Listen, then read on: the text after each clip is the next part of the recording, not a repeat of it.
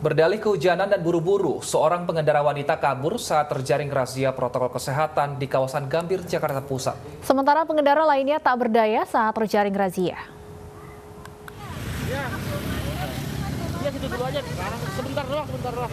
Pengendara motor ini panik saat diberhentikan petugas Satpol PP di Jalan Tanah Abang 3, Gambir, Jakarta Pusat. Pengendara wanita ini berupaya agar tidak berurusan dengan petugas karena tidak bermasker.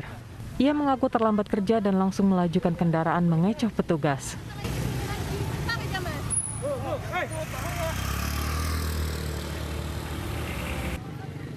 Namun sejumlah pengendara motor yang bersembunyi saat menghindar tak berdaya dijaring petugas. Pengendara terjaring razia karena tidak bermasker. Turun ininya. Oh. Tadi dari mana, Pak? Dari mana? Jauh sih dari Keranji lagi. Keranji. Alasannya buru-buru, cuman kalau nanti kita paksakan juga kita mengingat keselamatan dia juga, keselamatan kita juga. Daripada nanti kita paksakan terus dia jatuh, akhirnya kita yang membahayakan warga juga. Jadi kita juga harus dalam bekerja juga memperhitungkan keselamatan warga dan keselamatan petugas sendiri. Lebih dari 21 orang yang terjaring razia protokol kesehatan diberikan sanksi sosial, yakni menyapu jalan. Petugas mengimbau agar masyarakat selalu mentaati aturan protokol kesehatan guna mencegah penyebaran COVID-19 semakin meluas.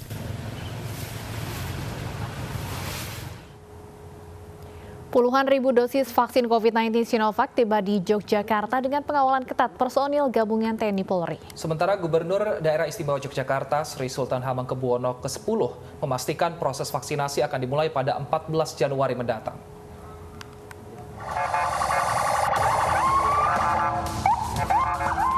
Dengan pengawalan ketat personel gabungan TNI Polri, iring-iringan kendaraan pembawa ribuan dosis vaksin COVID-19 produksi Sinovac tiba di Yogyakarta. Vaksin disimpan di gudang farmasi Dinas Kesehatan DIY di kota Yogyakarta. Proses bongkar muat dikawal ketat personil bersenjata lengkap. Vaksin yang datang merupakan pengiriman tahap pertama dari total 4 tahap pengiriman sebanyak 2,6 juta dosis vaksin. Sementara Gubernur DIY Sri Sultan Hamengkubuwono X memastikan proses vaksinasi akan dimulai pada 14 Januari. Saat ini Pemprov telah memberikan pelatihan kepada para tenaga kesehatan untuk memenuhi kompetensi sebagai vaksinator. Untuk sampai 4 tahap itu secara bertahap kita juga melakukan pelatihan pada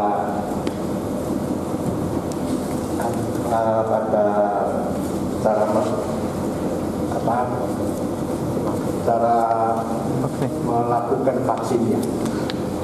Itu sekarang baru 331 orang. Khusus untuk Provinsi DIY, vaksin akan diberikan pada tenaga kesehatan di tahap pertama. Disusul sektor layanan publik dan para lanjut usia berumur 60 tahun ke atas di tahap kedua. Tahap ketiga diperuntukkan bagi masyarakat kelompok rentan dan tahap keempat bagi pelaku ekonomi esensial dan masyarakat lainnya. Dari Yogyakarta, Gunanto Farhan, iNews melaporkan.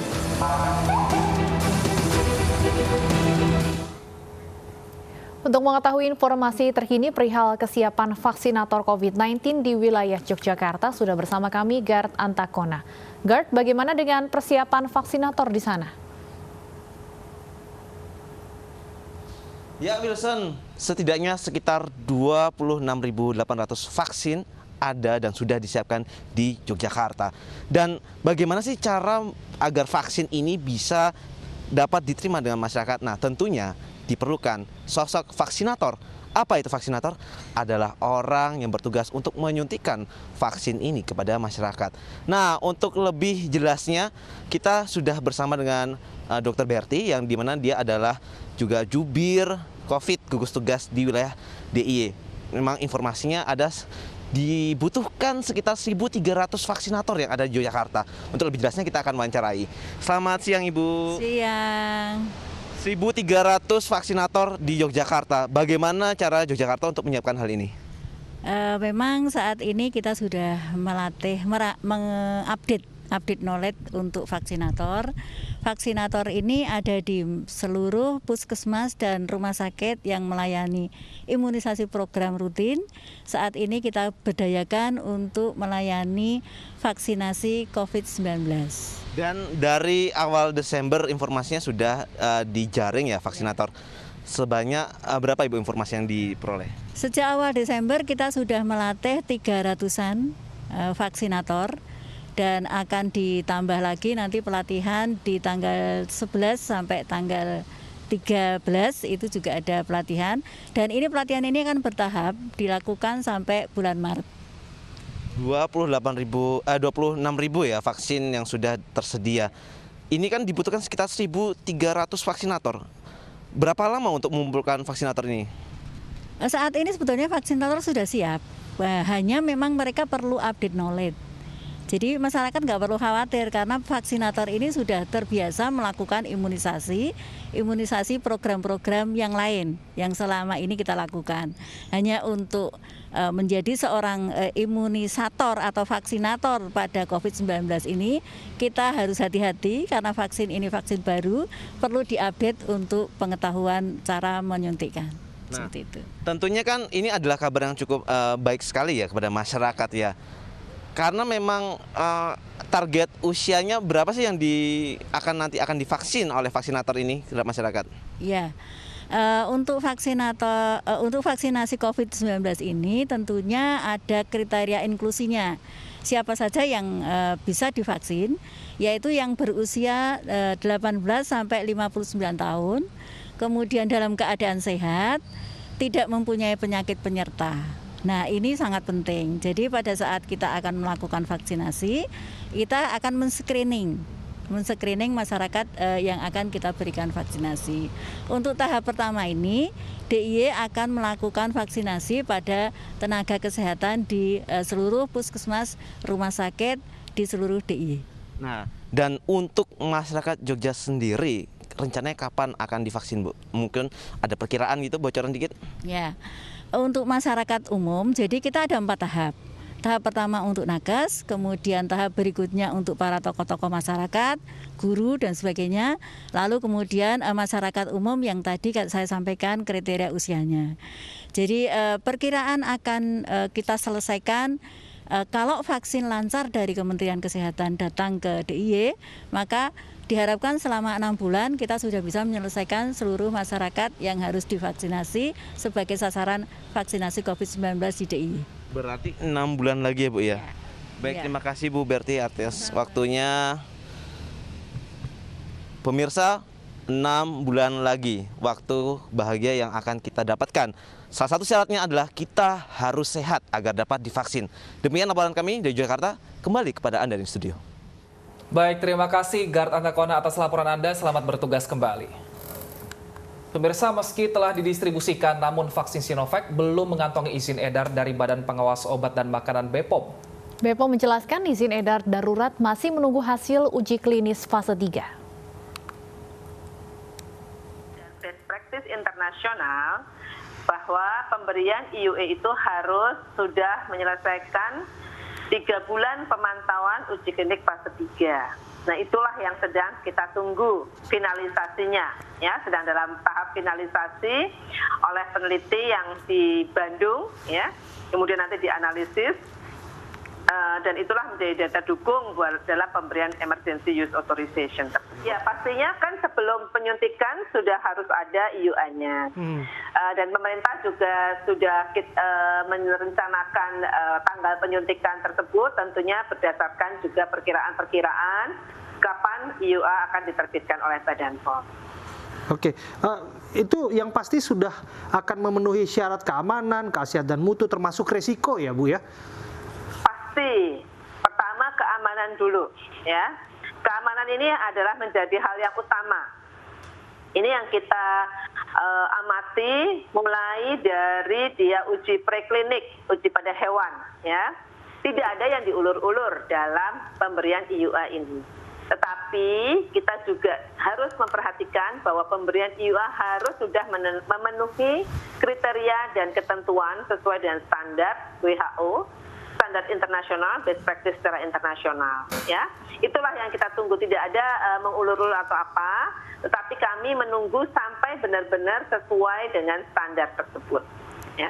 Tentunya standar tersebut digunakan untuk memastikan keamanannya dari vaksin. Itu yang menjadi pertanyaan publik. Apakah BPOM akan jujur dalam konteks transparan ya Bu, mengenai manfaat di atas resiko yang bisa ditimbulkan akibat vaksinasi terhadap semua masyarakat yang membutuhkannya? Pasti ya, BPOM harus sebagai otoritas obat harus bekerja secara independen, berintegritas, dan transparan. Apa buktinya bahwa kita melakukan transparansi, bahwa BPOM tidak melakukan sendiri dalam mengevaluasi hasil-hasil uji klinik tersebut atau memutuskan untuk kajian tersebut dapat diberikan persetujuan atau tidak. BPOM mempunyai satu board ya, satu advisory board, yaitu Komnas, Komite Nasional Penilai Obat, yang terdiri dari beberapa pakar. Di samping itu juga ditambah dengan anggota ad hoc ya, anggota ad hoc. Majelis Ulama Indonesia telah menuntaskan audit lapangan terhadap vaksin COVID-19 produksi Sinovac. Selanjutnya terkait status halal vaksin akan dibahas dalam sidang pleno MUI sebelum diumumkan pada masyarakat. Tim auditor Majelis Ulama Indonesia atau MUI telah menuntaskan tahapan audit lapangan terhadap vaksin produksi Sinovac yang telah tiba di tanah air. Audit lapangan dilakukan sejak proses produksi vaksin di pabrikan Sinovac Cina hingga proses uji klinis di PT Bio Farma Bandung. Selanjutnya tim audit akan melaporkan hasil dan kesimpulan audit lapangan pada Komisi Fatwa. Nantinya Komisi Fatwa akan menggelar sidang pleno untuk membahas aspek syar'i, termasuk status dan sertifikasi halal vaksin produksi Sinovac ini. Alhamdulillah sore hari ini tim auditor dari Majelis Ulama Indonesia telah menuntaskan proses pemeriksaan terhadap ingredient dan juga proses produksi dari vaksin Sinovac, mulai dari pabriknya di Beijing hingga di PT Bio Farma Bandung. Wah, mudah-mudahan dalam waktu yang tidak terlalu lama sidang Komisi Fatwa bisa dilaksanakan untuk memberikan perspektif keagamaan terhadap temuan auditing tim dari Majelis Ulama Indonesia.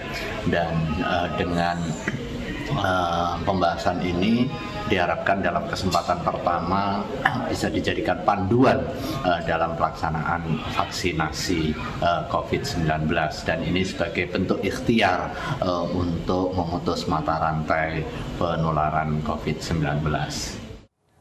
Pemerintah telah menyiapkan pelaksanaan penyuntikan vaksin COVID-19. Presiden Joko Widodo memberikan keterangan pers di Istana Negara terkait vaksin. Saya ingin menyampaikan bahwa vaksinasi ini akan dimulai minggu depan. Dan saya melihat distribusi dimulai hari Minggu, hari Senin kemarin, hari Selasa sudah mulai masuk ke daerah. Itu baru tahapan pertama. Karena target kita nantinya untuk bulan Januari itu 5.800.000 vaksin harus masuk ke daerah. Bulan Februari itu 10.450.000 vaksin harus didistribusikan lagi ke daerah.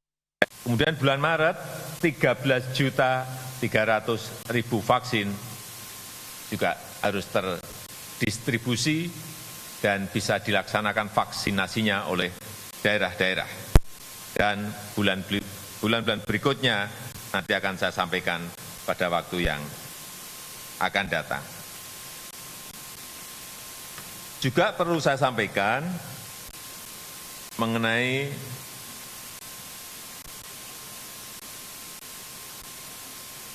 jumlah dosis vaksin yang telah kita pesan, yang firm order dari Sinovac itu 3 juta plus 120 2.500.000. Kemudian dari Novavax itu 50 juta. Dari COVAX, Gavi itu 54 juta. Dari AstraZeneca 50 juta. Dari Pfizer 50 juta vaksin. Artinya jumlah totalnya yang telah firm order itu 329.500.000 vaksin.